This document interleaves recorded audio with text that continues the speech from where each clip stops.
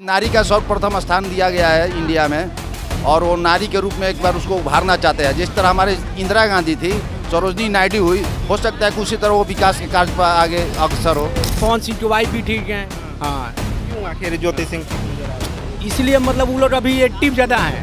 हाँ, काम देख रहे हैं अभी शाहबाद के लेकर हम देख रहे हैं ज़्यादा एक्टिव है लोग। सिंह नजर आई है, वो तो खुद मारी हुई बेचारी है, अपने किस्मत का मारी हुई बेचारी है। अगर वो आती है तो जानता उसका साथ देगी।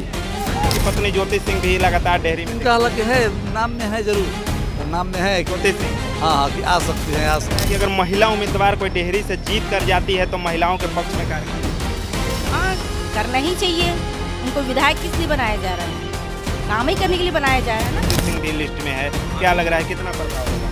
वो आएंगे तो वो ठीक है, विकास के मुद्दे पर बात करेंगे। आखिर लग रहा है क्यों लग रहा है, मतलब लेडीज है, वो थोड़ा कॉन्स्टेबल है, कर सकते। अगर डेहरी विधानसभा से चुनाव लड़ती हैं पवन सिंह की पत्नी, क्या लग रहा है कितना असर?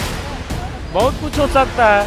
उनका तो पहला नंबर के पहला टारगेट था कि वहाँ जो पाली पुल जो बंद है वो चालू कर दें। अगर डेहरी विधानसभा से चुनाव लड़ती हैं तो नारी को अपने प्रथम स्थान पर देने की बात की, ज्योति सिंह को स्थान दिया जाएगा यहाँ पर? बिल्कुल दिया जाएगा, मेरे हिसाब से देना चाहिए। पवन सिंह भी चुनाव लड़े थे लेकिन हार का सामना। पवन सिंह का चुनाव प्रचार, उनका क्षेत्र बड़ा था, संसदीय क्षेत्र था, लेकिन ये विधायक का क्षेत्र है, ये छोटा क्षेत्र। जब चुनाव लड़े थे तो 1 महीना काफ़ी मेहनत की थी ज्योति सिंह, तो देखा गया था, क्या करें?